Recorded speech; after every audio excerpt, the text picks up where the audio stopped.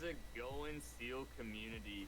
Tonight we have a great matchup between Team Defiant and Stormriders here in our Demacian division team. I am the Dragon Rider. Joining me today is Ansem. Ansem, how's Hello. it going? It is going well today, sir.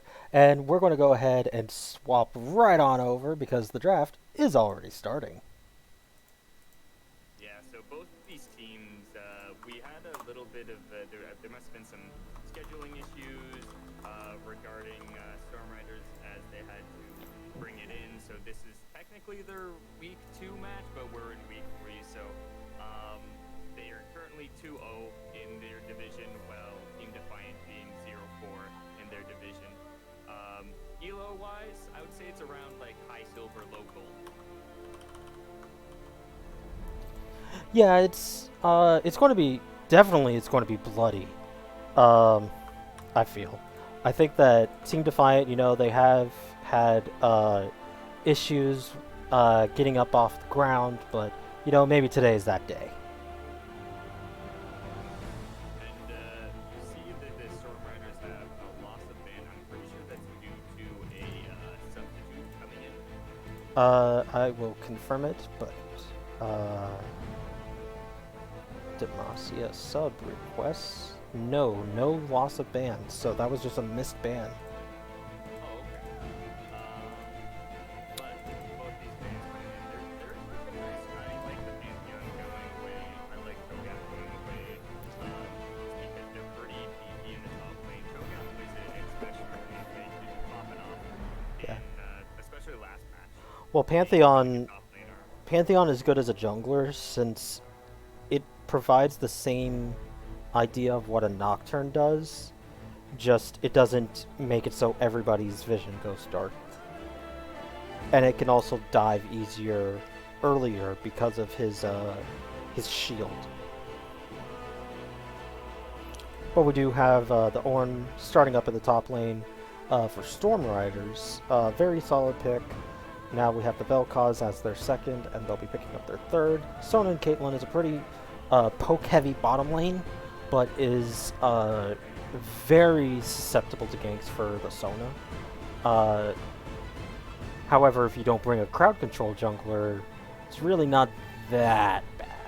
So they're probably going to look to pick up something like Leona, Rel, Blitzcrank, or Nautilus. Something big and beefy for the bottom lane. They do have good early game with the Kayn, which I do like. He does need to get going to get his passive, but we'll have to see what the solo lanes are picking up. And the God Deer, Ooh Deer, in the jungle. He did recently be our number one line. 11.3. 11.3. Sorry. I see him behind. He just recently got moved to his main stage, but overall he should be still relatively the same as an Olaf and able to provide a lot of CC for his team and bodyguard duty, basically. Yeah. He isn't as much as a terror as you would see on the LCS stage. If you didn't watch, the Cloud9 versus TSM match just finished, and Stormriders missing another ban. I'm Let's. not, I think but that that's. I think that that's them that messed up on that that one. might just have been they didn't really see it, probably just didn't know. Yeah. So we do They see the probably did Lux. make something. Yeah, we just can't see it. So they're just gonna roll with it, I guess. We do have the Lux and the Kaisa, and now the Volibear. Uh, Top lane Volibear still pretty good, especially into Ornn, since Ornn doesn't really do quick trades. He does do quick damage, but then getting back out of that isn't really that good. And Gnar is a pretty decent match up into the Ornn, but Ornn can very easily clap the Gnar, as I have done on numerous occasions. But you just Yeah, Ornn into Nars, it's interesting, right? Ornn obviously going to be skilling a lot later into the game, but if Nard doesn't start, picking off Ornn, like basically playing him entirely out of lane, it's gonna be hard for you even challenge him into lane, especially after he hits his level 13 or higher. yeah, and I've done that into that kind of a matchup. You have to have the courage to step up in the lane. But we do have the bottom lane for Stormriders, and we have the mid laner for Defiant with Galio going into the mid lane. I believe. Yes, so Scattercat will be taking up the Galio. He does like the champion. I'm actually concerned for Defiant because they don't have really good damage threat outside of the Caitlyn. Like, they have a lot of crowd control, but not enough damage in my opinion. Whereas Stormriders, they have 3 very clear Tristana, Kayn, Vel'Koz carries, and the fact that 2 of them are going to be far in the back, with the Ornn, Vel'Koz, and Morgana looking for picks or engagements. Stormriders comp looks really clear, really good, and Defiant, while the Caitlyn can carry, it doesn't look good on my part. That is your main source of damage. Yeah, I agree. Team Defiant have overall, like, they probably took a lot of comfort picks for them. The problem is with it is that because of the team environment, there's only really one main big engage I can see on Team Defiant being Gnar being in his hop and then going in for the ulti. And that's definitely what they're going to have to do when they want to engage, is really play around Gnar's ulti. As for Udyr or Galio going in, Galio kind of looks weak, but also go as a get ultimate, and Udyr kind of uses the counting just to get in there, and you can easily count that back, especially with the Morgana or the Tristana or a Kayn. It's going to be almost impossible for Udyr to keep catch on these guys.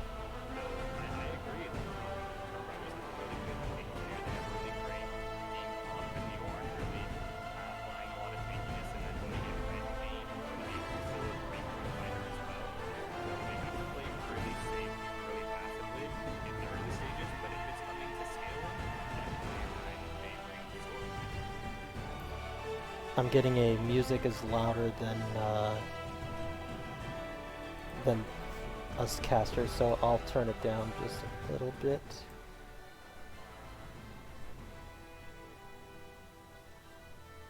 Casters are too quiet. Well, we're going to kick it up then. There. I'll yell. I'll start There you go. Is that better, everybody? I turned the music down and I turned us up. Yeah. Now I'm watching to see like what were the picks, but I think they just didn't ban anything Yeah, because from what it looks like, Or- they didn't actually do those bans, and they're going to leave it as such here. maybe it was a misclick. Weird, odd if you will. That's for sure. But I don't think gonna be any major issues here. Team comp wise, still gonna be really good. As for team fights, Dan the Dragons is just gonna be cut and paste kind of thing. We're gonna see a lot of aggression from Defiant and a lot of probably passive play. If Stormriders get ahead, then I'm just gonna say the nail's in the coffin, you know? Oh yeah, no, because especially for the bottom lane, like, yes, they have the tools to be able to constantly just make it a party down there for Defiant, but if they do get ahead and put the Caitlyn behind, then it's just done. Because Gnar and Galio are not carrying this game, and Udyr, he's the speed demon that is just going to bear slap everybody, so Caitlyn can safely do damage. Yeah, they put a lot of pressure on the Caitlyn here to do the carrying, and so I imagine that their Caitlyn must be really clean on this pick here. Yeah. Typically, I think most Caitlyn's build Gale Force, right? Yes. Yeah, because it can, like, you can basically net forward instead of netting backwards, and you can just keep on the pressure with Gale Force. There's a lot of really fun, and if you ever get the time to look at some montages with Caitlyn with Gale Force, it's really entertaining seeing the stuff that she can do with this item. Yeah, I think because I haven't kept up enough, and actually that is a Morgana mid lane and a Vel'Koz bottom lane. I actually like that a little bit more. Yeah, I like like it too. Like Vel'Koz can do a lot of poke with Tristana. They can synergize pretty well. Um,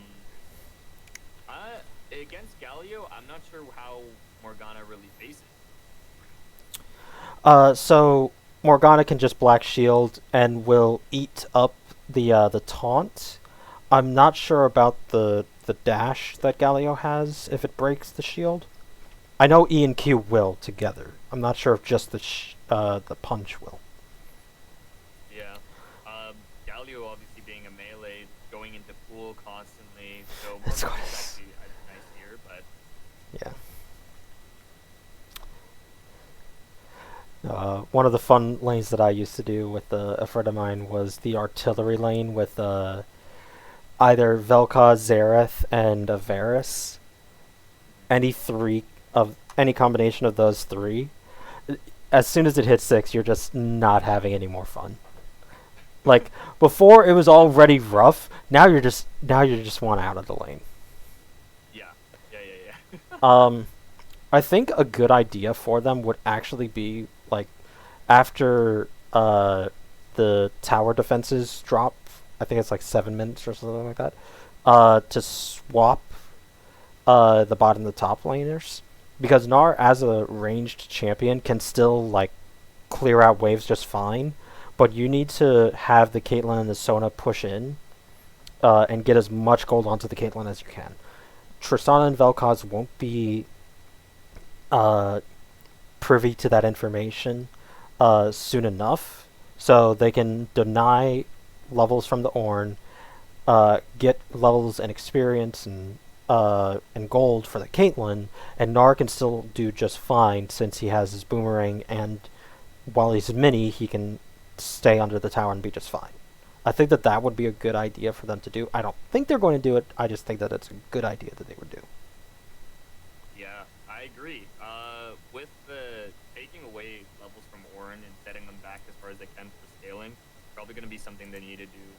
Something that we definitely also need to watch this game is going to be our junglers and their pathing, because Udyr needs to be bot lane, because Tristana naturally in her kit, she's going to constantly be pushing up, constantly going to be fighting them, so it's going to be easy ganks for Udyr, and I think that's going to be the lead that they need to take in order to get Caitlyn a little bit more fed and get her in that carry position as we were talking earlier.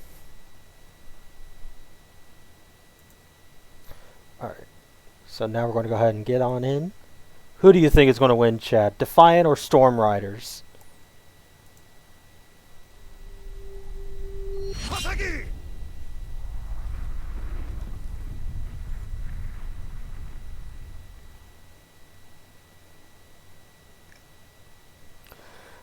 We are currently in the loading screen. Let's see just who has the best masteries on here.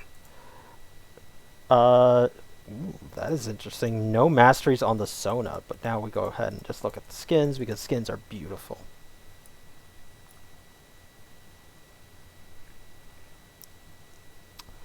And we see that the Udyr and the Gnar are and the Sona are all poor, ripped to their wallets.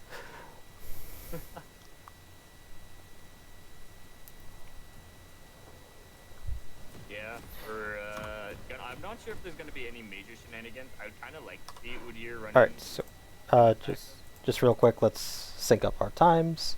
10 seconds. Ready? 3, 2, 1, go. And we are off to the races, everybody. We are going to see an absolute slobber knocker in this matchup. And the only one out the gate first for the Stormriders is Ornn. Kind of falling asleep at the wheel there for Stormriders team comp.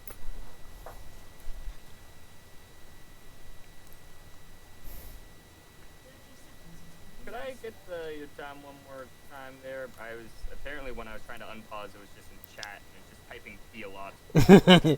Alright, so we are at 47, 48, 49, 50.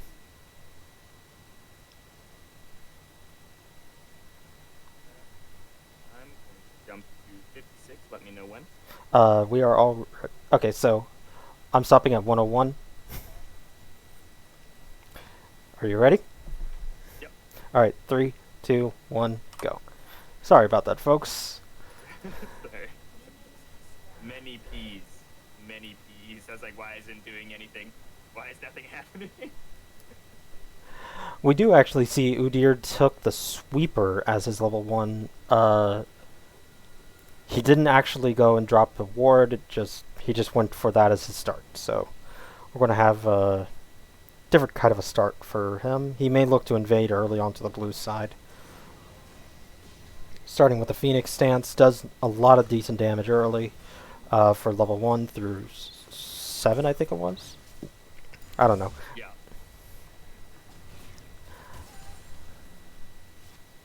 I personally like to take Tiger stance first, just because it helps with your main buff faster. And then once you get into the camps with like many monsters, that's when you start taking the Phoenix stance. So I would typically go like Tiger into Phoenix into Bear stance and Gang. Yep. So I imagine he's probably going to be doing something similar here. Yeah, just Phoenix into Tiger. Now, we were talking a little bit about how important this bot lane matchup is going to be, and how do you think it's going to be favoring just in lane, just between just these two, like, the 4 champions against each other, you know? So I think it is going to favor Stormriders unless we start seeing some sort of pressure happen, because Vel'Koz is a very nuisance type of champion for this is Demacia, so this is the silver and gold area.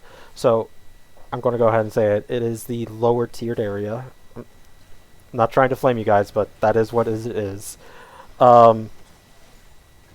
We do actually have them going in, and as you can see, there's a lot of trades going on in favor of Stormriders.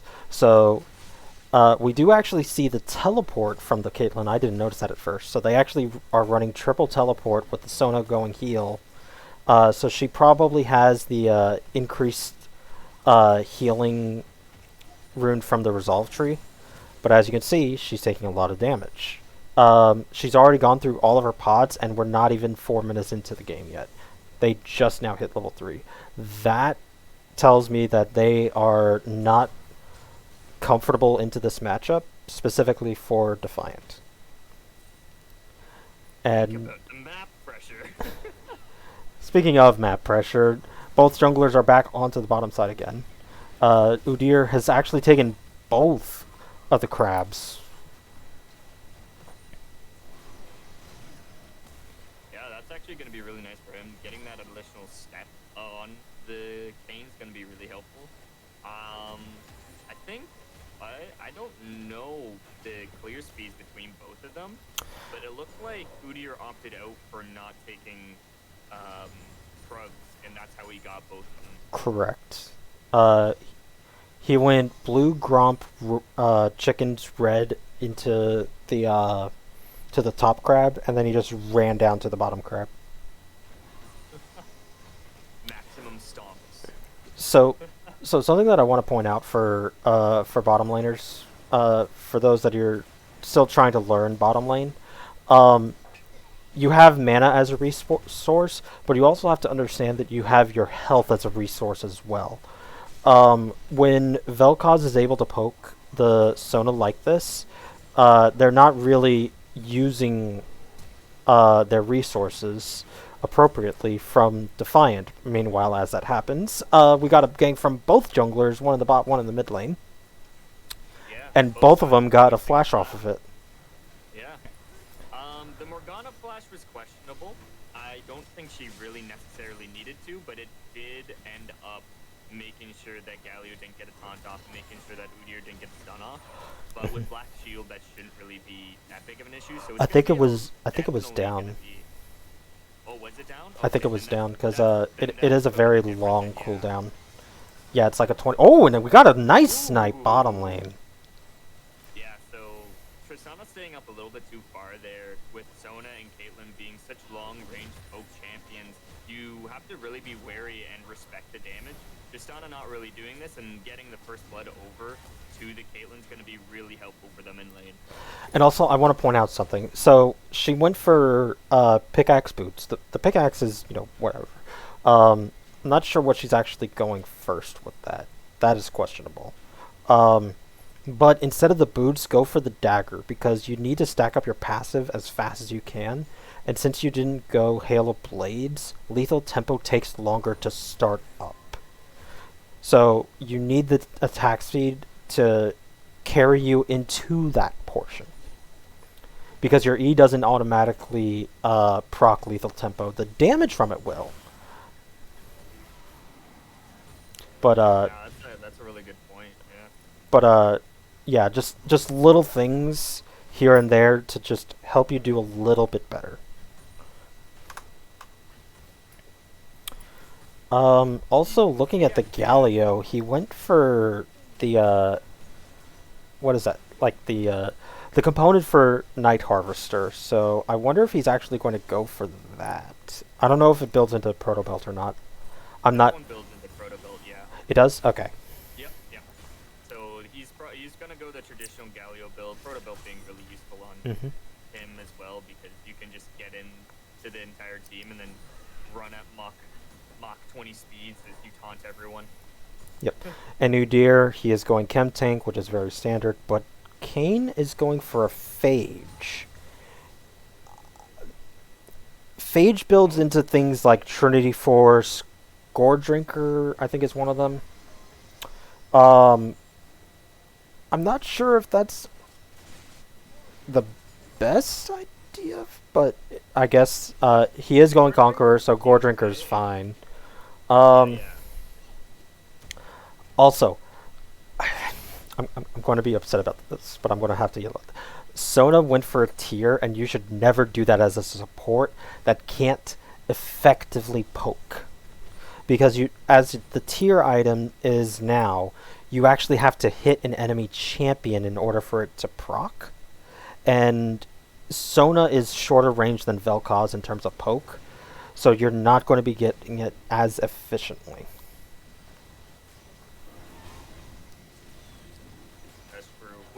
But we got everybody collapsing. Even Ornn is already down here. He didn't even TP. He already TP'd.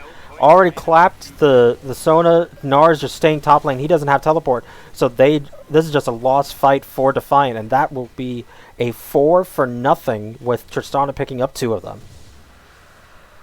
Yeah, you see Stormriders here getting the huge W in that win.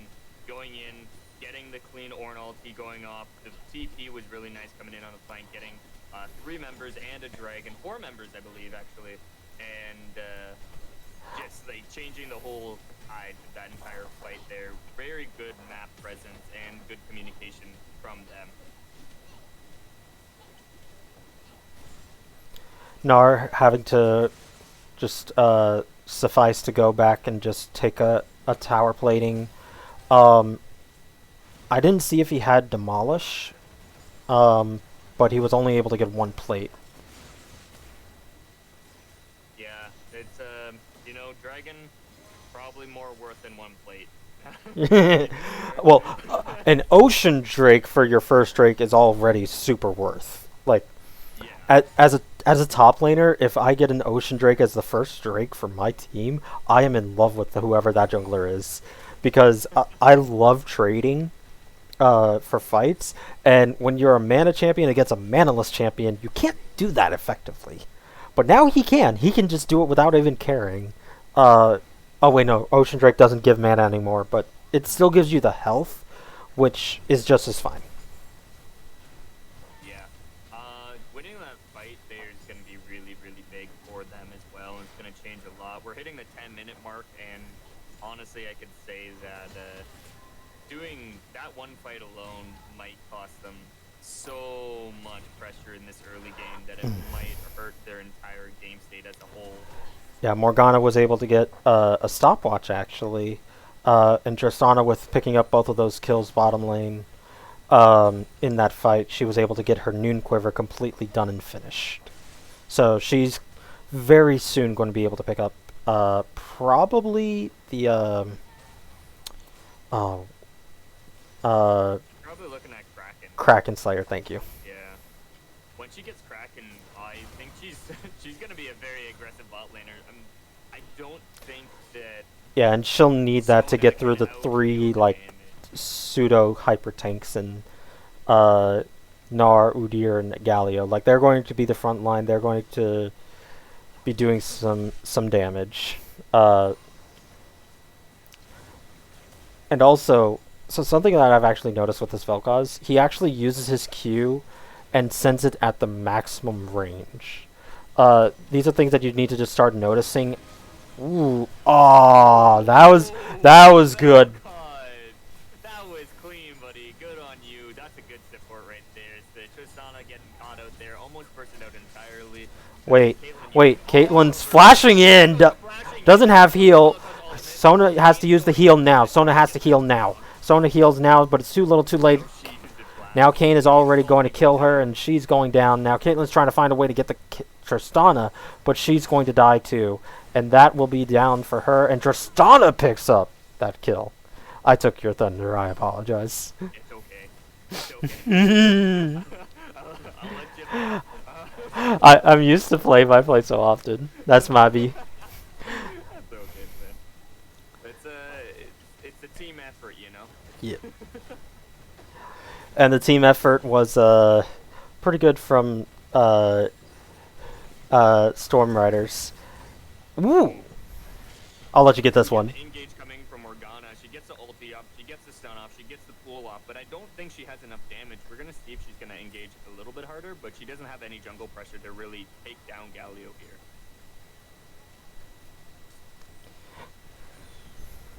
But, Yeah, so there was go ahead. there was a lot of little micro things that happened in the bottom lane. I'm sure you noticed quite a few of them.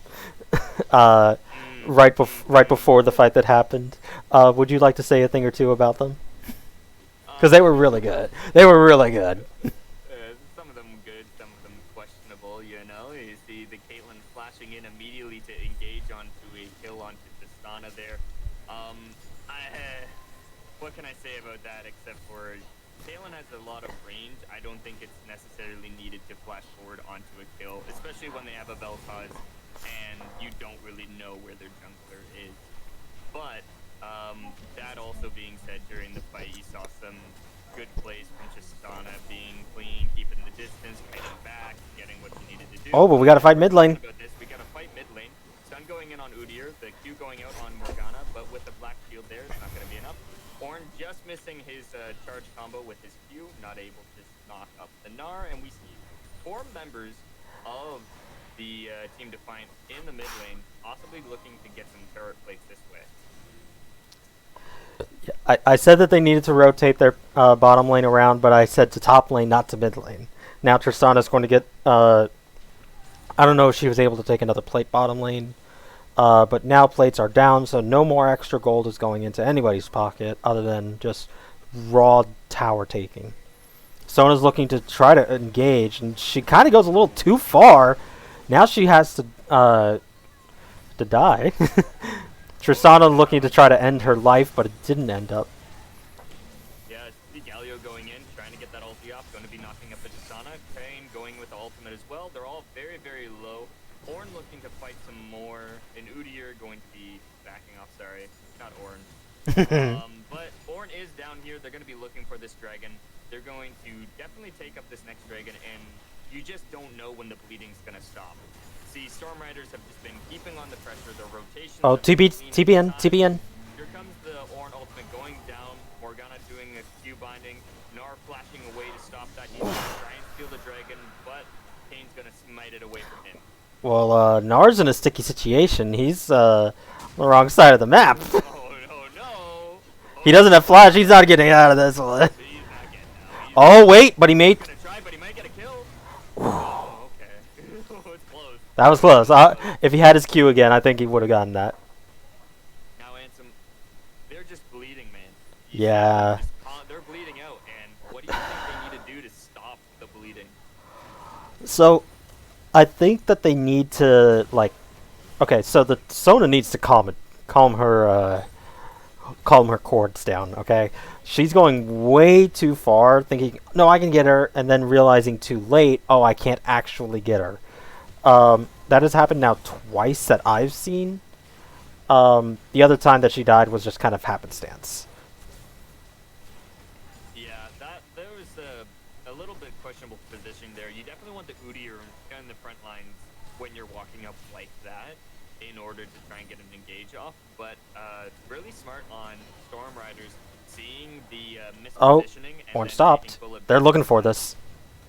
Yeah, here comes the blast plant over the wall. Ornn is really low on mana. I'm not sure what he can really offer for the Uh, Tristana, but they're going to be rotated back on. Here comes Ooh. the Galio. He's going to be going in. Oh, they got him. On top onto the Tristana. The Tristana going to be ulting back the Udyr, but it's not going to be enough as Nard does the stun. Here comes the Vel'Koz ultimate. The Kane coming back in. Is going to be getting an ulti off on Scattercat onto the Galio. Is going to be looking at Gnar. Ornn playing, flashing in. He's going to be trying to get this, but Gnar is going to be really tanky. He's really low. Double kill going over to Kane, and they see another win off of this. Once being rotated on, but they were quick to react and being able to respond to that so fast was getting just another couple free kills over to the side of Stormriders. Meanwhile, while that was happening down in the bottom lane, Caitlyn and Sona did manage to pick up the top lane tower.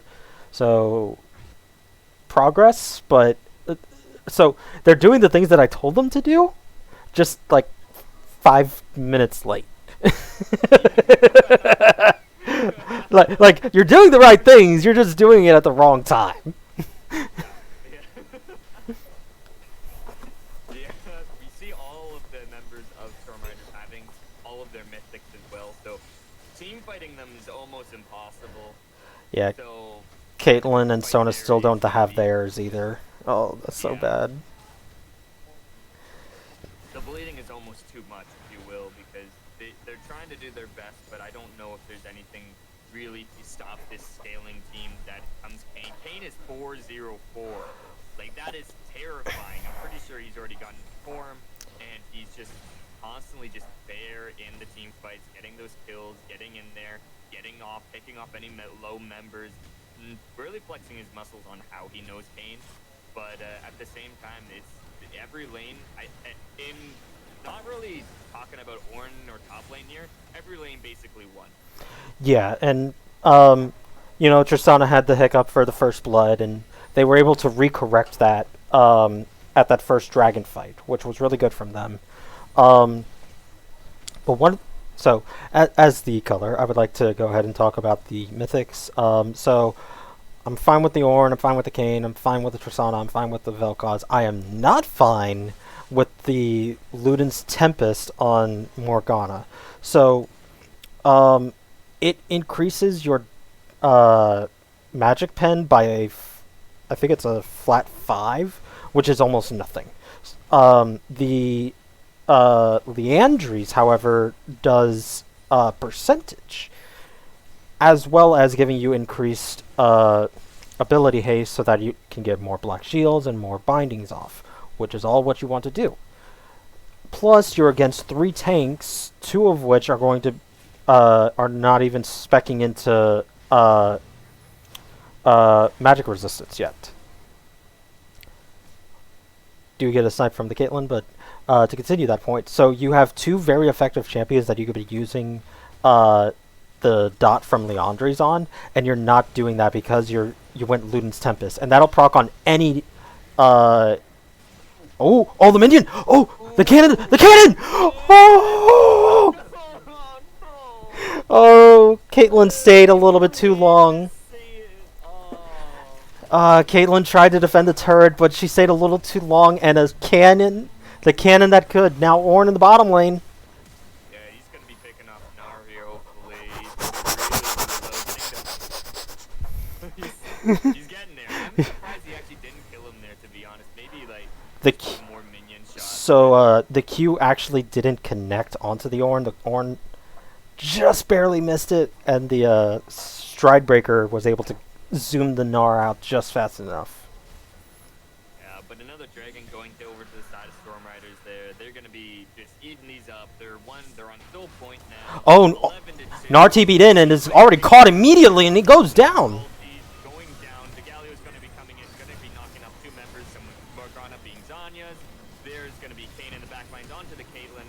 She's not going to be able to do anything in this fight. Galio is in a lot of danger. He's flashing out. There goes Caitlyn from the Kane. There goes that's an ace. Udyr from the Vel'Koz, and then Kane also picking up the kill onto the Galio as he just walked into Kane's embracing arms. Yeah, the Tristana was able to help, like, kind of reset the fight a little bit. She actually managed to purchase a stopwatch a little bit earlier. Uh, and so while Galio was, right on top of her, she couldn't do anything. So it's just one button push just nullified Galio. Now with this Baron take, that'll just push them even further ahead. Now with about a 7k gold lead now at this point. Yep, 7k. Yeah, it's a hard one.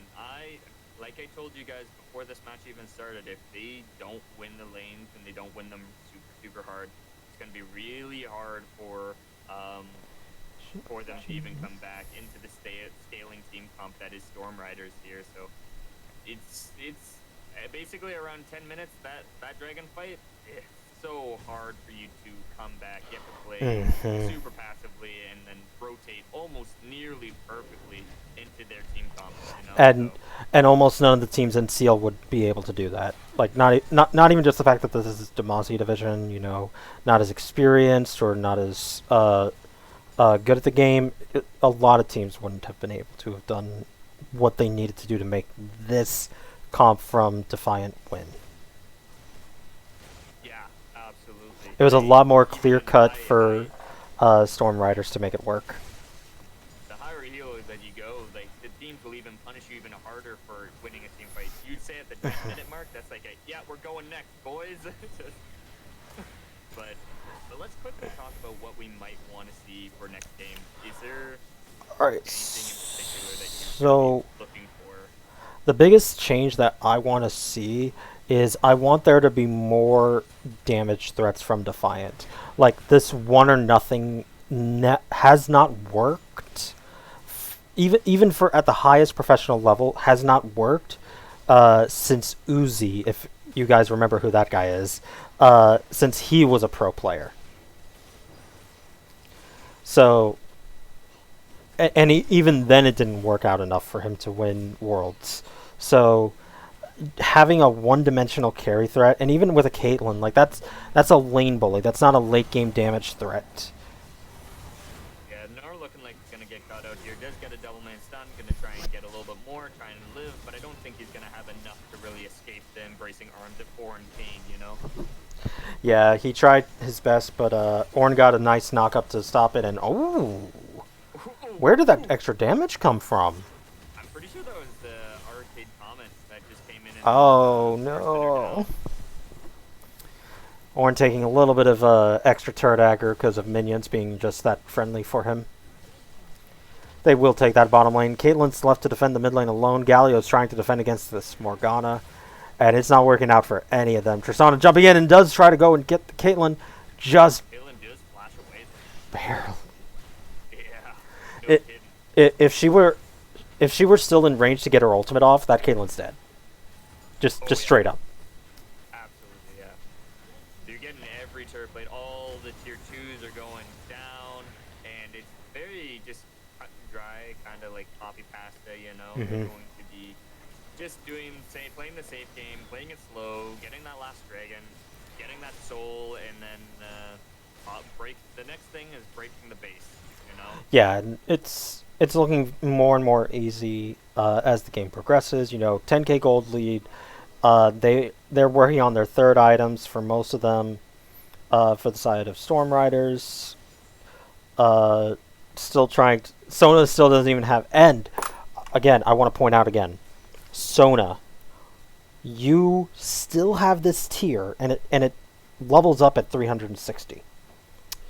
You have no agency with this item. Yeah, you spent 400 gold, but that's 400 gold of wards that you could have bought. That's 400 gold of other items that you could have got that would have been your either your Moonstone or your what is the other item? Mandate. And you still have your regular trinket. You haven't swapped to your sweeper. You need to swap that. So Ornn is getting that engage. Ornn's gonna get a 3-man ulti. Here comes the Kayn. Gonna be bursting down that Udyr. Gonna get that Sona as well.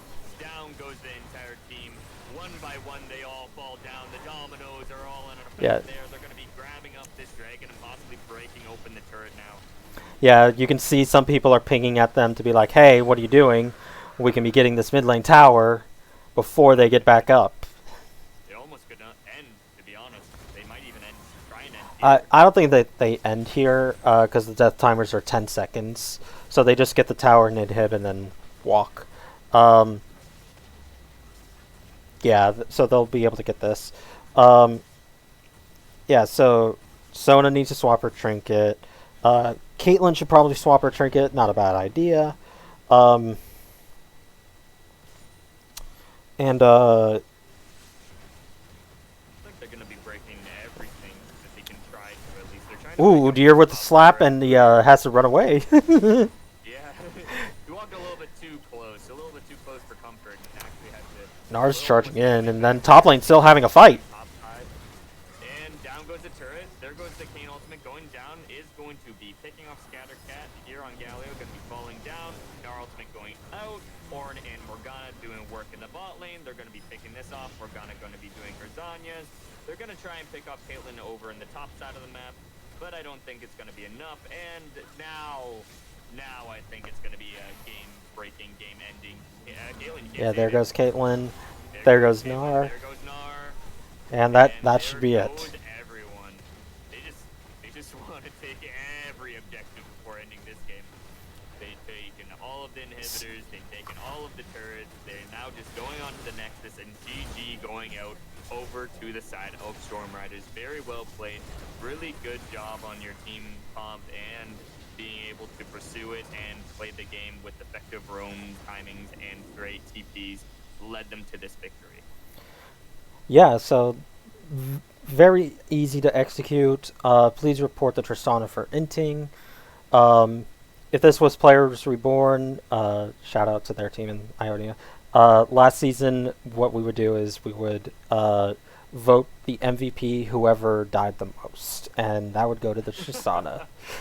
So, yeah, just little things here and there, but still very good for them. They did mess up early in the game, but they were able to do just fine once the dragon fight happened, and from there it was just over and done.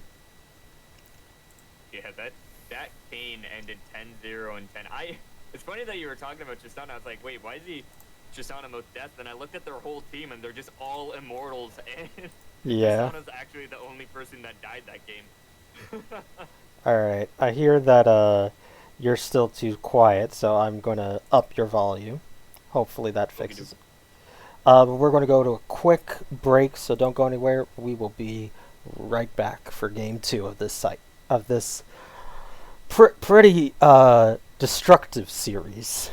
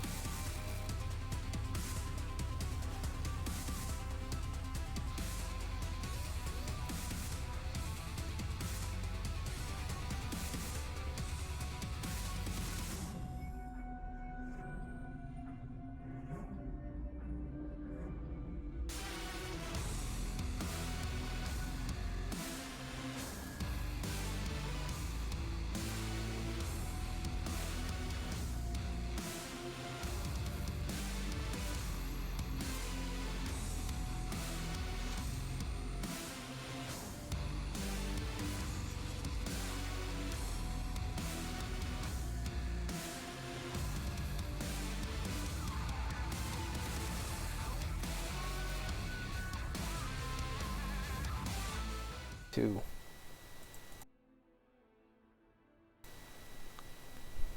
Hey, Seal community, back at it again. We're going to be going into Game 2 of Team Defiant versus Stormriders here. We're going to be getting ourselves into our pro draft here as well. We do see the first band coming out as Scion is picked up. And Stormriders, it looks like they're opting out. There has to be a substitution in order for these first bands not to go through. I am going to check. But as Ansem's checking there, we're seeing the same stuff down. First band, no ban. We get the brand. Seraphine Scion this time. Pantheon Cho'Gath going out. And now we get to see what first pick Defiant's going to do here. Typically in drafts, I kind of like a little bit more safe top laner picks being first, personally. Just like going into like an Ornn pick or like something also safe. Like a Camille's okay, but it also gives them the counter option to play Jax. But if they don't know how to play Jax, then it's gonna be pretty easy to pick up Camille. Ornn Vel'Koz's coming out, so standard. We got the support, possibly again, and our top laner, obviously Ornn. Echo is going to be the first pick on Defiant. That one's nice. I like that a lot. A lot of great damage. Gonna give the weight isn't gonna be on the rest of the ADC. You know, so I like the Echo here. Is gonna be also a carry champion.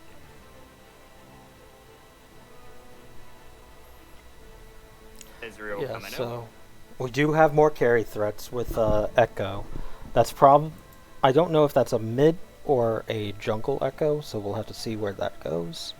Also, in the chat, if you can tell me who do you think is louder than the other for the caster. If we're fine, please let us know. That would be great.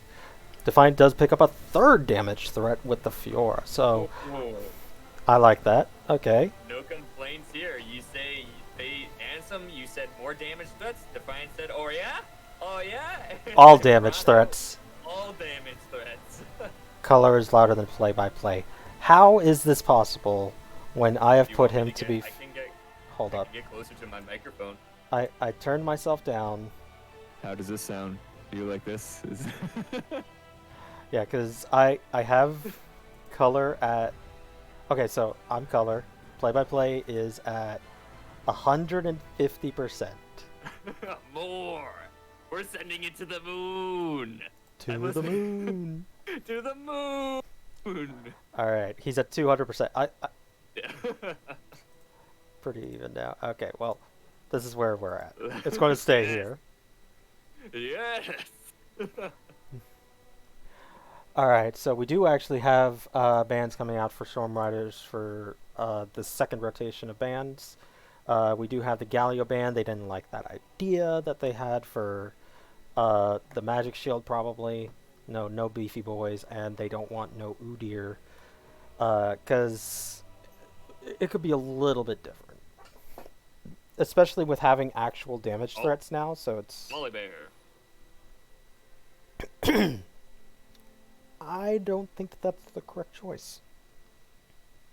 Maybe they didn't really feel like the Udyr wasn't necessarily a threat in their eyes, as they're doing like the same copy and paste strategy from last game. They got the Ornn, they got the Vel'Koz, they got the Kayn. Kayn into Udyr's okay. I like that. No complaints there. But I think that a Kayn ban would have been better instead of one of the other three, unless if like that's like we cannot let these people have these champions. Yeah. Because the Kayn was able to do just too much, I think. But now with the Tristana gone, I think that they pick up their bottom lane here and save their mid lane pick for the counter. And it auto-picked Maokai for them. Who knows? It might be Maokai.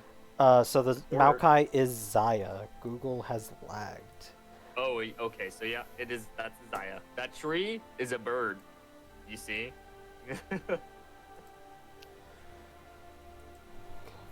That's if you look really closely inside of the little bushes on his neck, there's a tiny Zaya in there.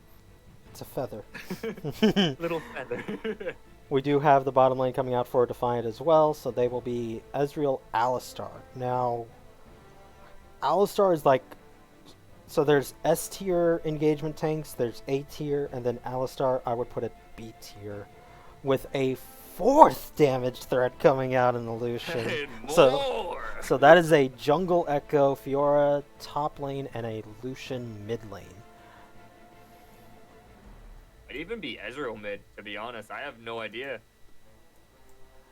And that is a Swain for the mid lane, and I actually like the Lucian matchup for that, since you can dodge around the snare a lot more easily with that.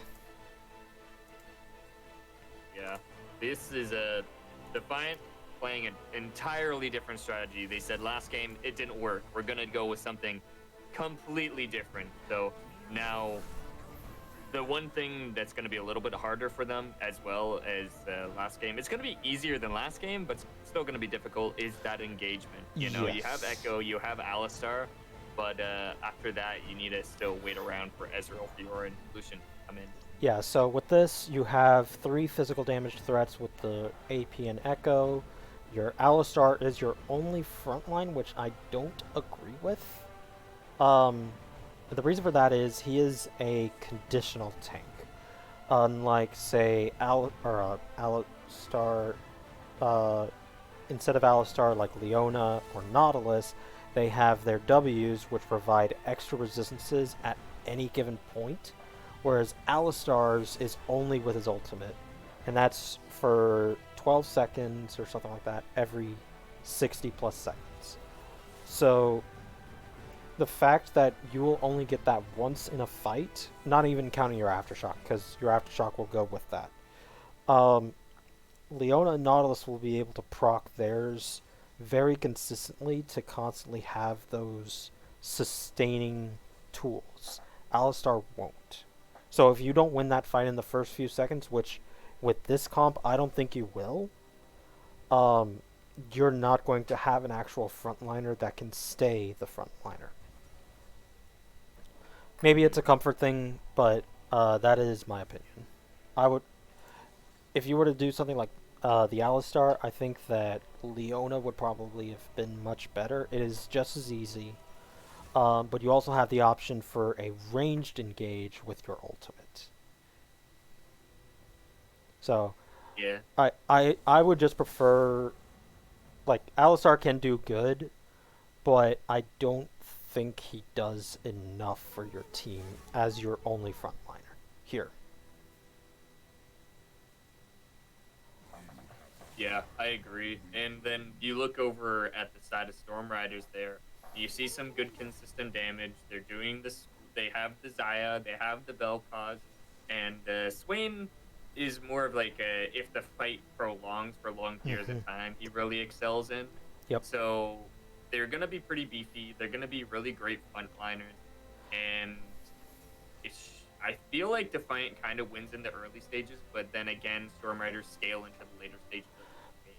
So I see it as Defiant has a split push strategy for the Fiora, because she is a split pusher. That is what she do. She doesn't really team fight well. She's kind of like a one and done champion. Like, she goes in, she maybe takes out one player, and then that's kind of it. After that, it's just a matter of who is left. She's almost never going to be killing this Ornn. I can tell you this from a matchup standpoint. As soon as Ornn builds Bramble Vest, Fiora will not be able to kill Ornn until 6 items. It is a sad state of affairs for Fiora matchup into Ornn, but that is the reality that she has to deal with. Lucian doesn't have really great wave clear. Ezreal does. Ezreal has good wave clear.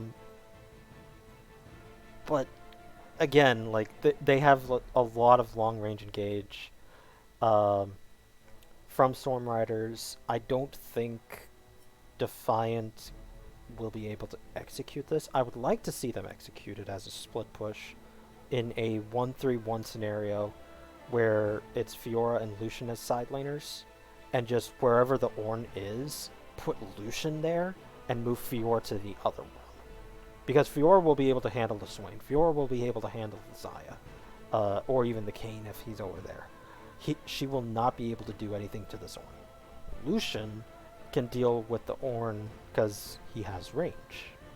As well as, since he's going to be going for the Kraken Slayer, he'll be able to actually handle the fact that Ornn is going to have armor early.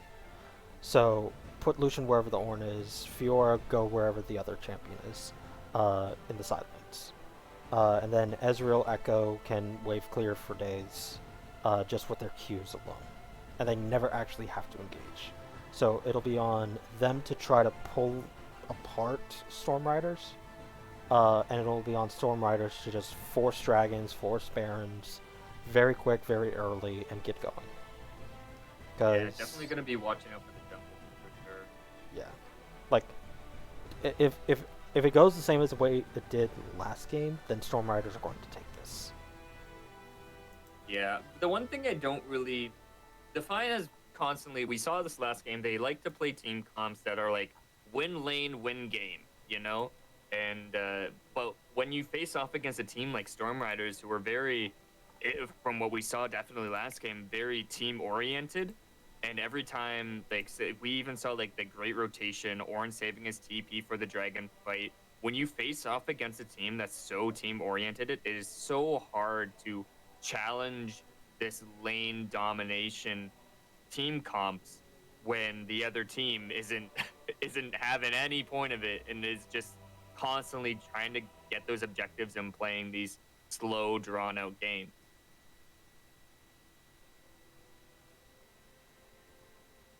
So what I'd like to see from them, and even from this game as well, is if they can pull it off, it's great. I like it a lot. But once things start getting rolling, I feel like they struggle as a team and as a unit to get these team fights and get into the positions that they need to in order to carry out and win games.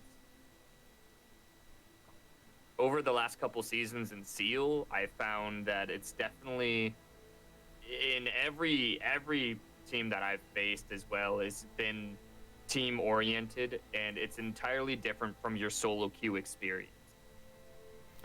All right, we're going to go ahead and transition in. Chat, who do you think is going to win, Defiant or Stormriders?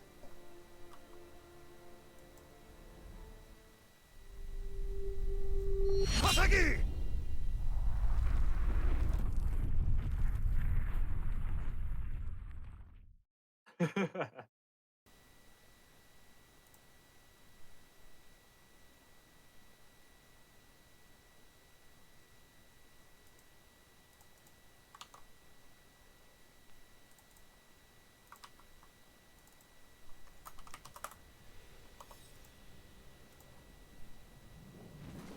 Alright, so pause at 10 seconds.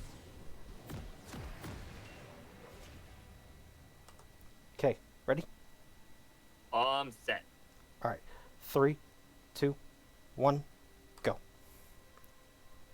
Here we go. I did not open up the chat log this time. There are not many P's. Hold up. My, the game is not being captured.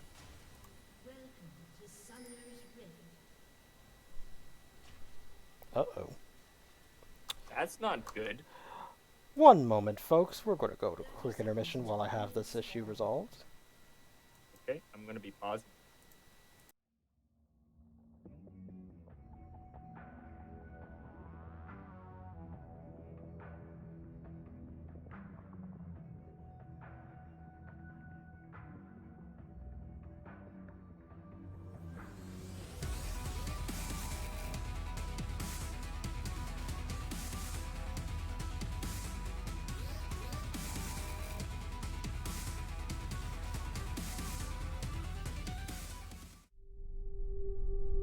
Masagi!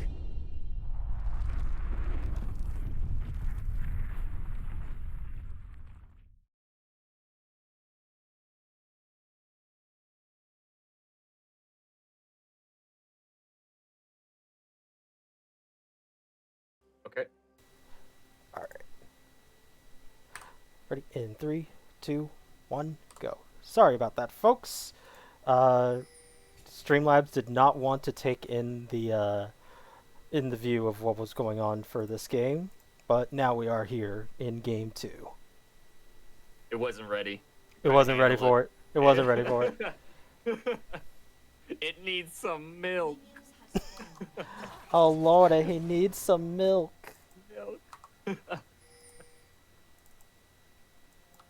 Now, if we're talking about laning experience in lanes here, so I feel inclined to like wonder, how does the Ezreal Alistar versus Zaya and Vel'Koz work this time around? I think that with what they had from their last game, that they should just take it to just. I'm saying a lot of words. So last game they probably should have realized that the Vel'Koz likes to use his Q as its max range, and not actually cancel it early that often. So you can actually step forward, and he won't be expecting it. Yes, you're going into the Xayah more because of that, but as Alistar, you're able to engage more because of that. Oh! Ooh, flash going out from the Swain. Nice engagement from the Lucian is going to be poking Swain out of lane entirely. Good thing he has TP though, but it is worth noting that the flash was used. Yeah, and the Lucian actually has Ignite, so he'll be able to maybe get a little bit of a cheeky bit of damage onto him with a flash of his own. Yeah, another thing worth noting, I know we talked about the tier and how it's kind of different now. How do you like it on Ezreal? I think it's Is it fine any on it. different than Asona? Yes, because you actually do damage, especially with the fact that you'll be poking with your Q, and that'll count as I think 2 procs, unless there's a cooldown. Yeah, so strike a target with an ability to consume a charge, and gain 3 bonus mana. Bonus mana is doubled if the target is a champion. So, I think it'll be fine for the Ezreal. He'll be able to charge that up very quickly, turn that into a Montemune before we really get into fights. Lucian's trying to go for it. He's going for it. He flashes in. Very close. He does the flash. And he does have the damage. First blood going over to Lucian is going to be really nice there. And I think we're going to be seeing a lot more of that. Seeing how Scattercat's been playing this lane hyper aggressively, I feel like it's going to be damn near impossible for this Swain to really respond to him. Mm-hmm. And again, like, I get it, guys. I know everybody likes to buy boots first. Stop doing it. you need in-combat effects. You are against a Lucian who is going to be poking you down. Get the cloth armor. You're going to be building the Seekers into Zhonya's anyways. Just go ahead and get the cloth armor. Also, since the fact that 3 of their damage types are physical, Ninja Tabi is not that bad of an idea either. Hey man, I'm gonna outwalk the auto attacks, okay? And you can't stop me. Movement speed, baby. Yeah, and see, like, with the, gotta fight happen bot, and the top. Yeah, we got a nice engagement on the bot side. We're going to be looking at our top side as well. Not too much to really be fighting off of Ornn, and then not enough damage to be happening bot side in order to pick off the Ezreal. For those in the chat, for a couple quick questions. There was a missed ban from Stormriders for both games. They didn't elect to ban anything. Oh, we got a fight happening top. Ooh, happening top side. Oh, you can't outrun the auto attack, baby. Down goes Fiora. She does waste flash, and this is gonna be really bad for her. Ornn is now going to just keep at this lead, keep buying these armor defensive items, and be as a tank into a lot of AD damage here. He's gonna be being in love with this match. Alistar going to be going in, is going to be flashing out, is going to be picked off by Xayah. Echo is around the corner, but is unfortunately able to join the fight. And great job on Stormriders grabbing a quick pick bot lane. So a couple of things that I wanted to say. So steel caps is what the zoomer term is. Ninja tabby is the boomer term. Are they called steel caps now? Yes, Really? plated steel caps. I don't like it. I'm not a fan. Yep, Ninja tabby, Ninja tabby. Ninja tabby, That's all the way. always is what it will be called. I can't not think of it of anything else. And also, from the point of the tier, as you can see, the Ezreal already has 87 stacks. That was 1/3 of what Sona had in that 30-some minute game. And it's only 6 minutes into the game. Echo, kind of Echo gonna be trying to picking off possibly the Kayn. Typically you see Kayn's in the enemy jungle, but this time it's gonna be Echo, but not gonna be enough damage to really take him out. Yeah. Do see a lot of mana being burned on both sides of the mid lane too, so but it's definitely been more effective for the Lucian. So here we go again. You see Ornn, he's going to be posturing. He did save his TP for this dragon fight just in case. He's level 6 now. Good. So it's going to be... I don't think they can really respond. TP, top lane's down, Flash is down. Flash is just coming up for Swain, but should be an easy pick for Stormriders here to get this dragon. Yep. And also with the fact that Fiora doesn't have a way to actually cancel teleport, so she could do a lot of damage to him if she goes in on him, but that's it. Also something of note, Ornn went for the bombies, and I really have to disagree with that.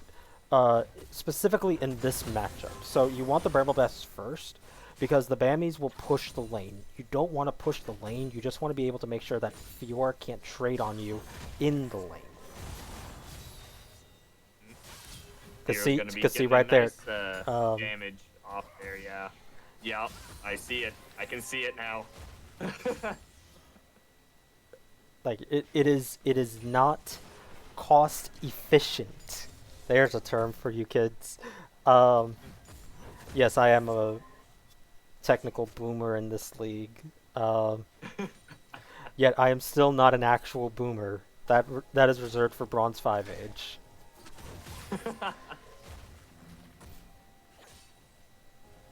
A lot of traditional trading. I'm actually surprised that Stormriders didn't just take the quick and easy dragon. They had a lot of prioritization in every lane to have the opportunity to do top this. lane, top Ornn lane. Ulti going out. Oh, Fiora he missed! Ulti going out. Ornn missing his ultimate, but it does not matter because he has a Q and an auto attack and takes out Fiora. Oh my god. As the Fiora, Man. you gotta be like crying your eyes out on that one. Because the fact that you used your W correctly against the Ornn for his knockup, but he also missed the R for the second come through because he thought the Fiora would be on the other side, which is, you know, fine. But you still lost the duel. Oh no. Tanks are hard, man. Tanks are difficult. I play tanks, so I get it, but it's like, I oh feel it. no. I have like boomer mechanics. I play tanks. It's cool. Yeah, so Fiora did pick it up. Plated steel caps. These are Ninja Tabbies.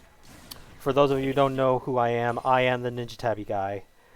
I will recommend it for like a first item, usually for a lot of champions, for specific matchups. Ornn, that is a correct time to get one of those. I can't. I can never wrap my head around that anymore. It's gonna be a long time. I don't know before why they transition changed away it. from it. It's the same item build. It's the same item. thing. It's the same passive. It's the same stats. It's the same everything, except for design and name. That's it. Just change what it looked like. It's like changing a champion when they do a visual update, you know? Like Yeah. changing their whole name, their lore, their background. Like Yorick, Oh, yeah, like your. where he used to be a necromancer, but now he just calls from beyond the grave. That's it. Like,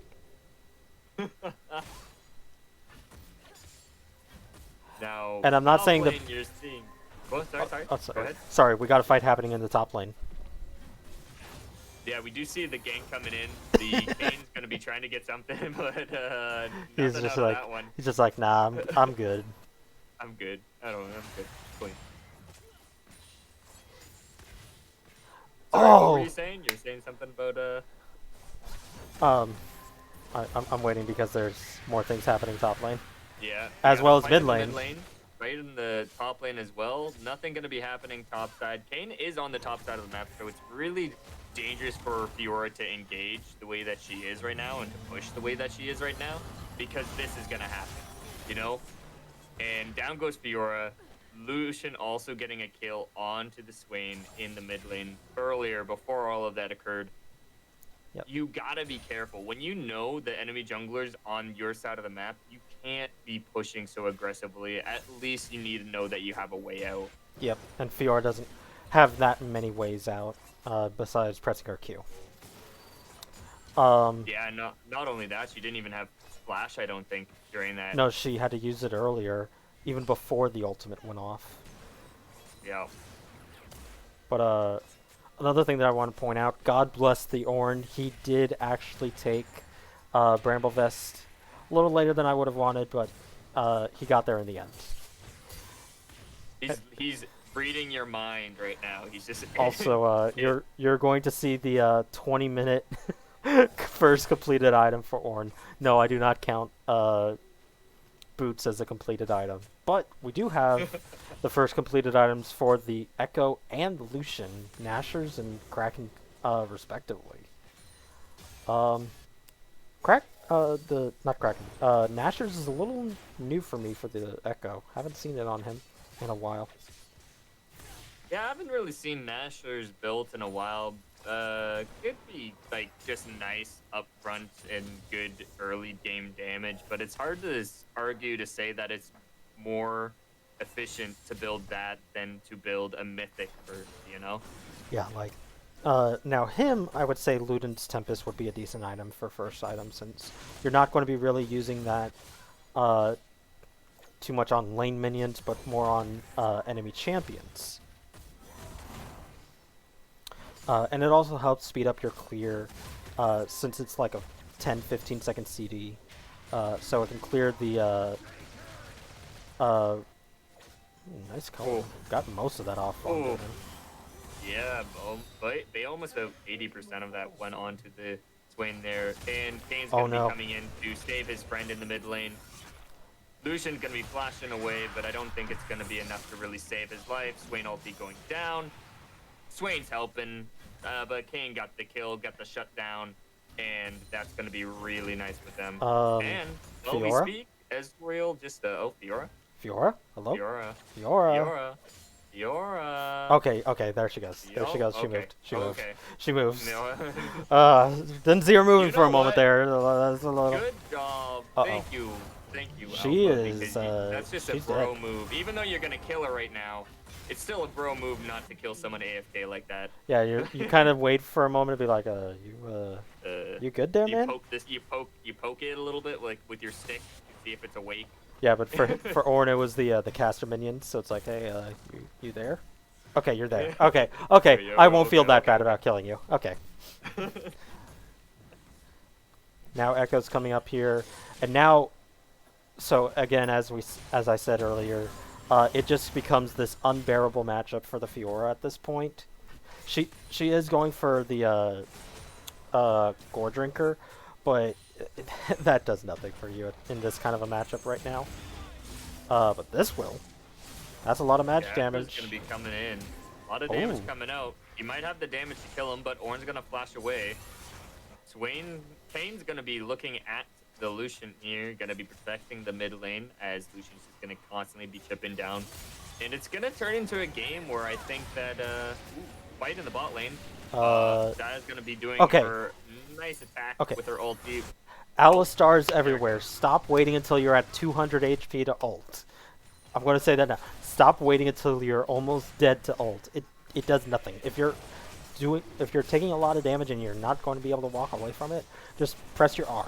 It'll take a lot less damage, and you'll take what is it, 70%? 55%. With 75% at level 3. And the Kane's going to be going Oh. out, is going to be attacking the Echo, and is going to be ulted back. Echo and Kane is going to get that kill there. Yeah, and that'll be the end of that. That would be, I think if Echo timed that a little bit later, he might have been able to drag the Kane back and landed his ultimate at the same time, but I don't know about it, you know? I Yeah. haven't really tested that one out personally. It's a very timing thing for the Echo, and it's much easier for the, Oh, no. Uh-oh. Oh, no. Oh, Okay, no. okay, she's fine. She's Oh, fine. okay. She Yeah. Fiora flashed a little early from the Ornn, but was able to walk away. No, was close enough to the tower where he wasn't going to do it.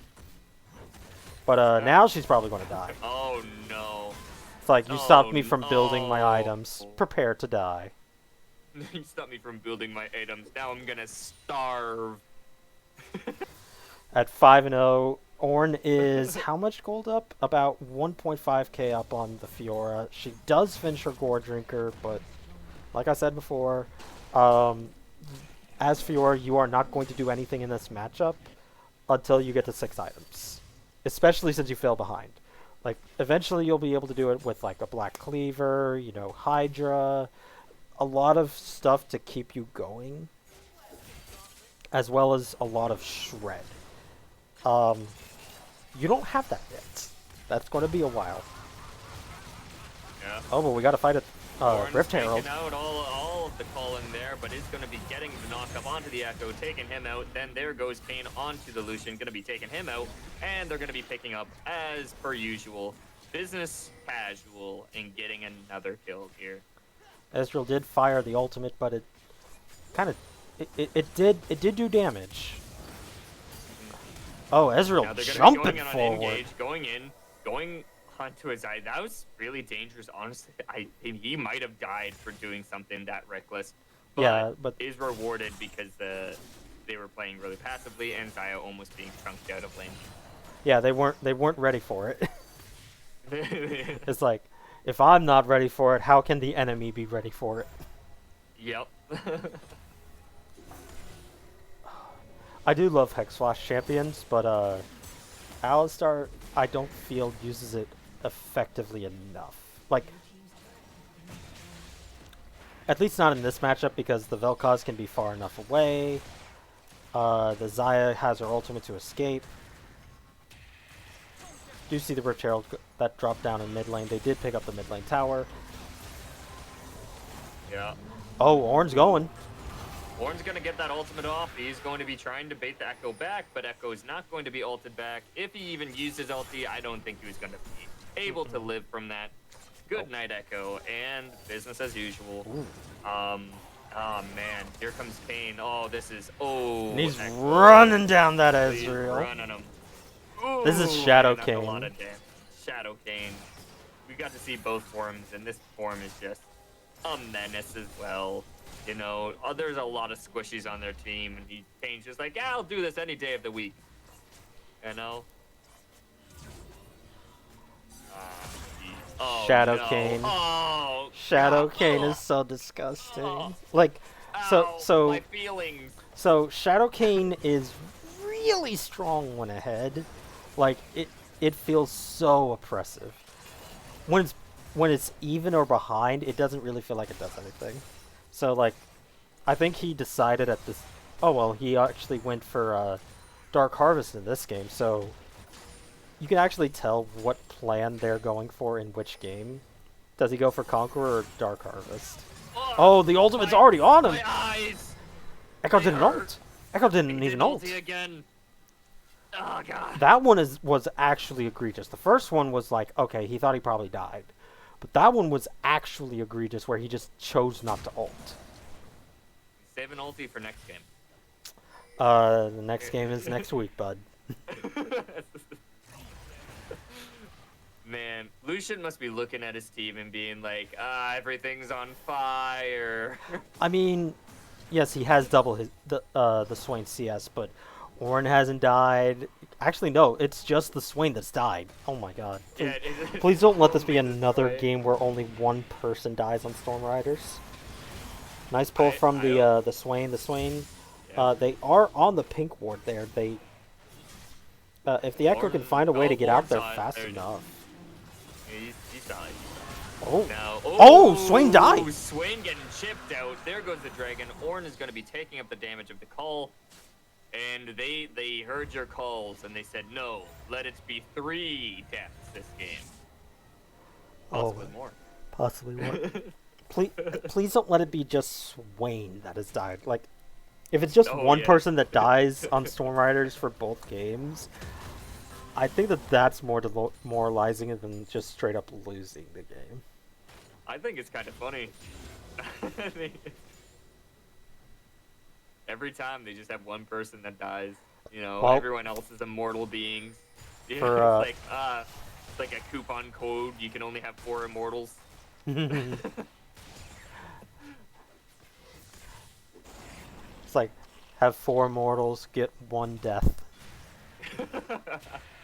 Yeah. It also, I know that Scattercat knows this, but he needs to be using his dash to get out of the Swain's W. Like, I've seen him hit by that by at least 3 of them, where he isn't like crowd controlled this game, and that is absolutely unacceptable in my opinion. Meanwhile, he's about to Flame Horizon his opponent, so that's cool. Yeah, he's about there. Couple more CS away, honestly. Maybe 1 or 2 more waves. Yeah, depending upon how good the Swain can last it, yeah. Yeah. Now we do have also, again, Stormriders being on Soul Point again, and this time being Ocean Soul. It's going to be really You nice. can't get away from this. No! You can't get away from that. Oh lord, he running. He's just... Yeah, he has Ghostblade plus Ooh. mobility boots, and the fact that Shadowcane gets more movement speed when he goes through the terrain, it's just not a good feels. Man, it's hard to say any way for Team Defiant to make a big play or do what they need to do to win this game. Yeah, so like I said before, your key is to get Fiora into a side lane that's where the Ornn is not, and put the Lucian where the Ornn is. Because that's the only way that you're actually going to be able to get any towers at this point. And that gets you gold, that gets you experience for the rest of your team. Because the Ezreal, he's got his core 2 items, he just gets stronger. Like, just straight up, he just gets stronger and stronger from here. He can be your late game damage threat, but you need to be careful with where you put your people. Fiora going into the side lane where the Vel'Koz is, fine. Ezreal clearing out mid wave with the Alistar, trying not to die, please. Good. Wait a minute. Oh no!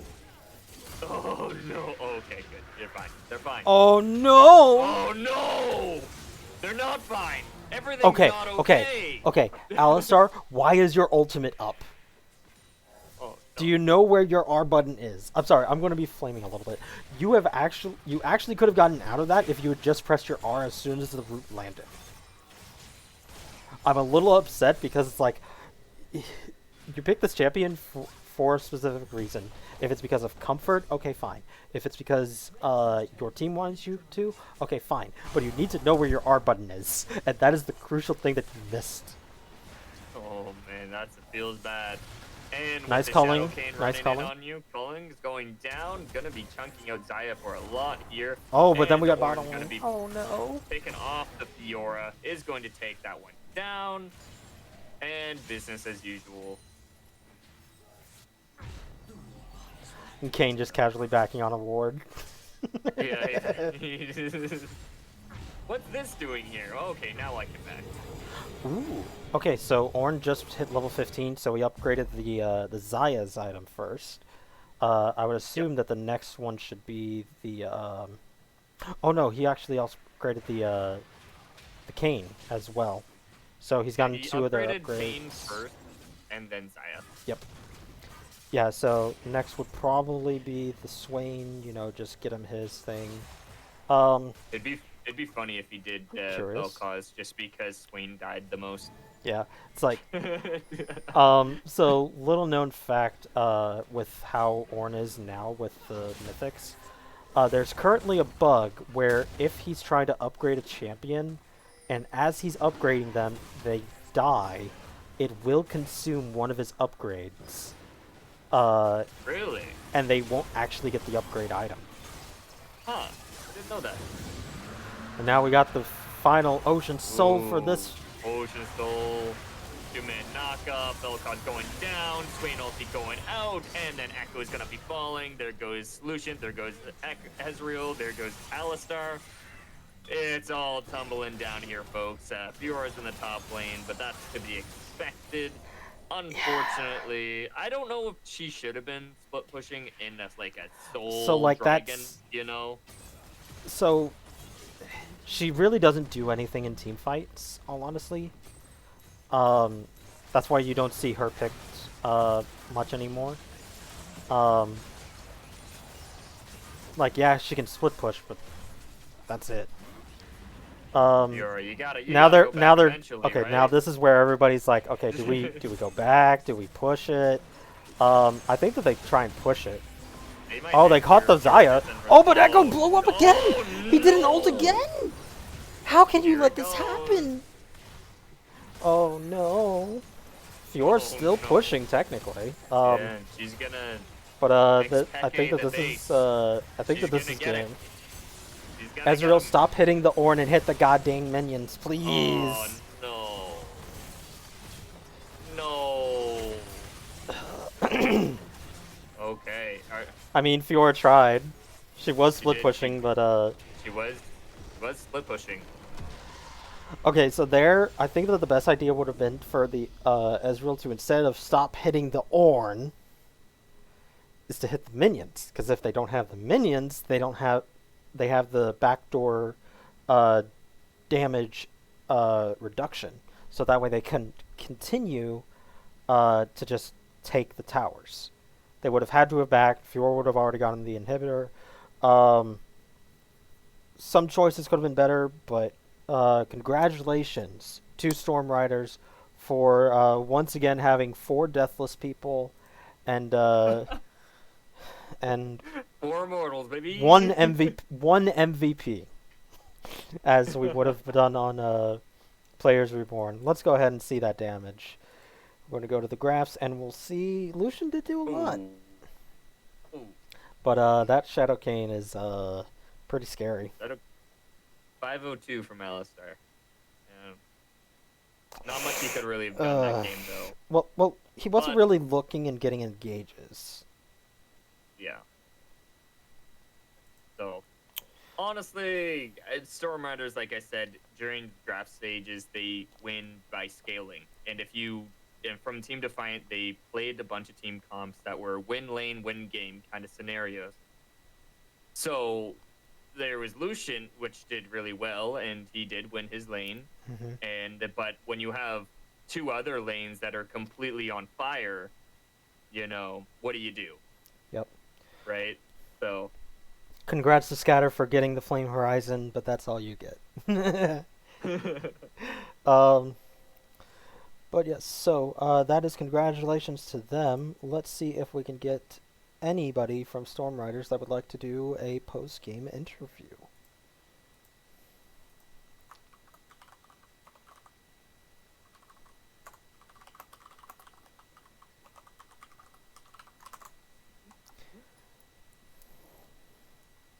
They hear our calls.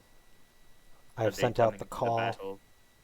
Yes, the calls. The calls. Who will answer the call? Who will rise to the occasion? And welcome, Mr. Sir. Who is this? Eins, you're the Xayah? Congratulations. Thank you. Hi, Eins. How's it going? Oh, well. Gotta turn your volume up, just so that way everybody can stop complaining at me. So congratulations to you guys for this match. Was it a team-wide decision, or was it just in the moment to decide who would be the only person to die in each of the games? The first.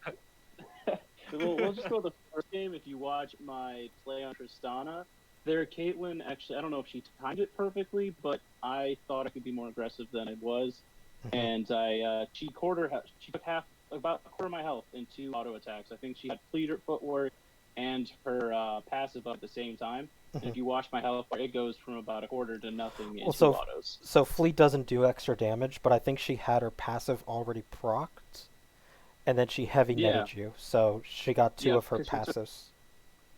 She took that quick step and just popped.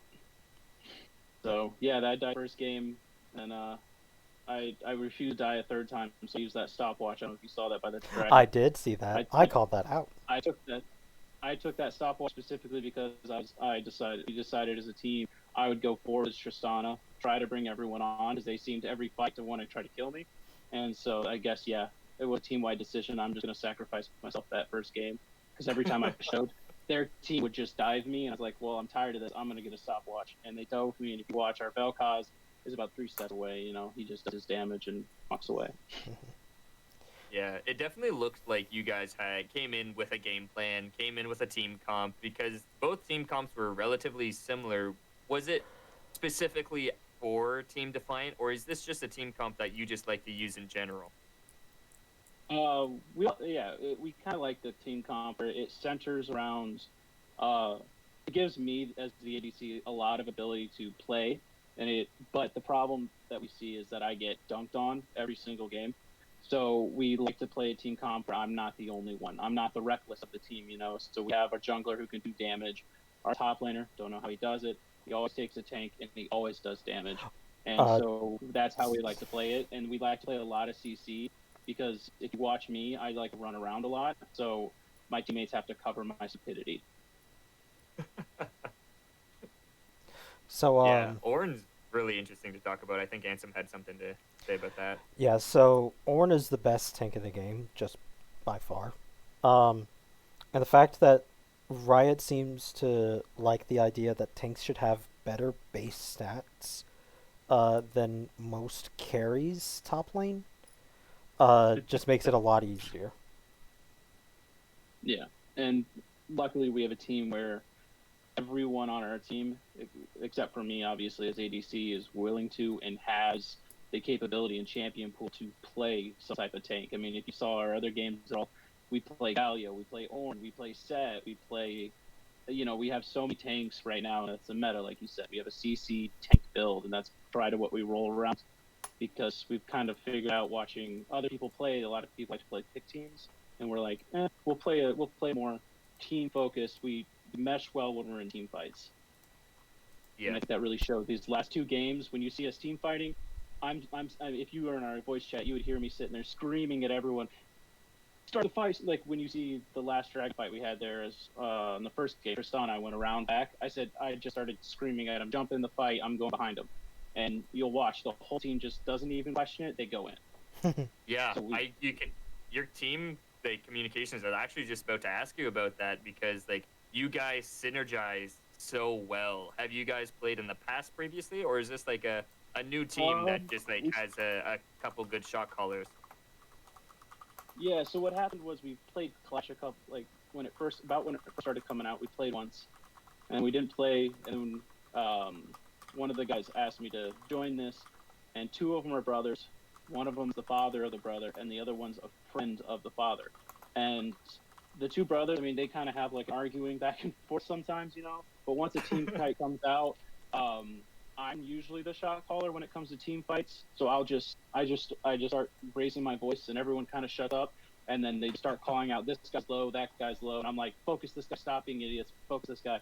And then you'll see in a team fight where you'll have 1 or 2 of our guys kind of phased off, and you'll notice instantly they just let go, listen to my shot call, and they come back.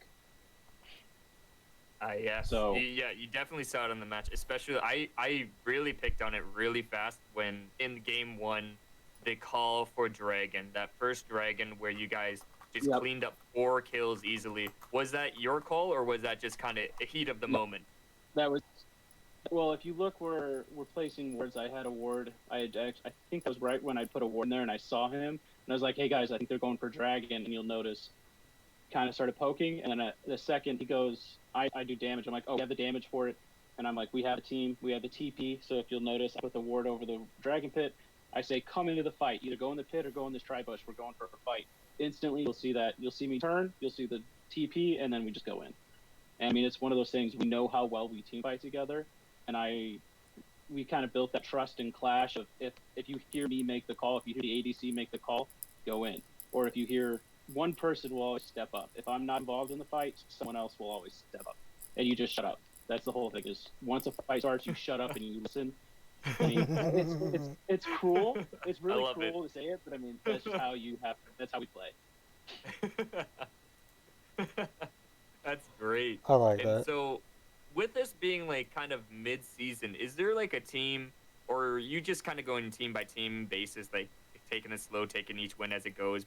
Or is there a team that you're like really worried about, or think's going to be challenging you in the future? So the team that we play tomorrow, I'm very much. I've always lived my life this way. With everything, is kind of just take it with the flow. So I'm not looking up the teams on who's good, who's not. But I have a couple of my teammates are. And they say tomorrow, I think, is supposed to be our hardest game because I guess they're 4-0 as well. Yes, I'm they not are. mistaken. Yeah, so they're a little skeptic about that fight, but I like to go into them personally as, hey, it's going to be the same game as last time. Let's just go. Make the call, follow the call, go. I mean, if you look at the only time they didn't listen to me, if you look at the end of the last game, Fiora was pushing, and you could really see the solo queue come out in our top laner and our jungler, where you'll see them bounce backwards, and then they'll come forwards, and then they'll bounce backwards, and I'm just sitting there screaming at them, "Stop!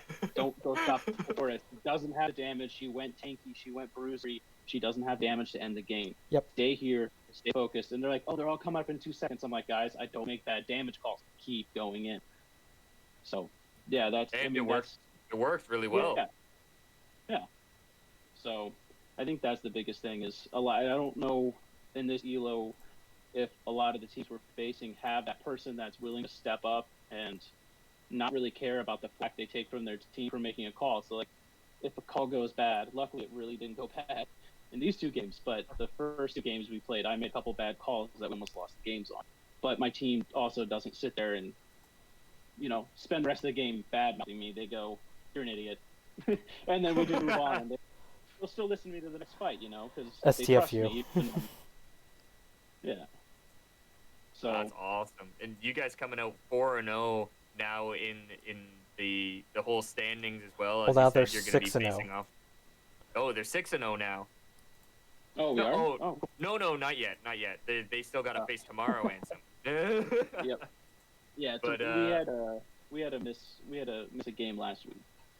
So being on top, are you going for that first place position? I'm assuming yes, because Oh, of how course, well you of guys, course, yeah. We really want that bye week. I can't remember what's going on during that bye week. We really want it. Something I can't remember what's going on, but I remember we really want that. Also, we want to be the team beat because we personally feel that if we're players number 1, whoever we face is going to be a little like with the little belt on their britches type deal, and they're going to be wanting to try to beat us, and we're hoping it'll mess with them a little bit. We like to face aggressive teams because aggressive teams generally don't play well against the more methodical team, which I think we are when it comes to team fights. Yeah. Me personally, though, if you watch me bot lane, I'm aggressive and dumb, and I make a lot of bad decisions. So Yes, we I saw that. can't really say that. Not even going to sugarcoat it. Yeah, Yep, we saw that. Yeah, I'm used to solo queue, so in solo queue, I just dive. If Yeah. I see an opportunity, I'm like, let's go for it. But in this, I mean, you can't really do that. So I think that's the biggest problem right now with teams we're facing. And I personally do like that part of Seal that we bring, that it changes your thought process of it. And it does actually help you in your solo queue games, I feel. Oh, yeah, for sure. But Because you realize that some people are dumb, but you still have to follow. Yeah. But I'm going to go ahead and wrap this up real quick for Demacia. So, for those of you who don't know, sorry, in Demacia, for the playoffs, it is actually going to be a gauntlet style, similar to what we've seen in the LCK in years past. fourth and fifth will play in the first round. Third will play the winner of that. Second, the winner of that. And then the first place will be waiting for the grand finals. So, I did not know that. yep. And whoever it is that is awaiting in that round is going to be the home team. So they'll be deciding side selection for games 1 and 3, maybe even 5 if we do go and get 5 games for finals. But that is up So to the teams. Really important to get first then. Yes. Oh yeah, now I'm definitely in it. Yeah. I So just want to say the number one underrated item for ACs is a stopwatch. You'll notice in the games. Yep. It's the most useful item. Always get it. Always get it. no, the most underrated item is a ward. Still, I see people don't buy it, and I've been in platinum, diamond, bronze, everything. I've seen it, and everybody misvalues it. But I'm saving my ward for next game. okay, double Well, lift. that's another thing. We have a ton of wards. That's one thing I sit there and scream at him the entire game. Wards. But yes, so with that, that'll be the end of tonight. I'm not sure if we have a casting crew for tomorrow just yet. Let me check it out and see. I'm slotted for the match following the Demacian match at 6 p.m. EST. Is the Noxian match for Imagine Ocean versus Team Harmony Judon, however you want to pronounce that. And then the Demacian match is Zenigma Shadowfire versus Stormriders. They will be at 4 p.m. EST standard. It's going to be a heated match, but everyone should watch. So with that, thank you for both the exciting games to cast. I'm Ansem571 with my co-host, the Dragon Rider, and we are signing off. Thank you and good night. Good night.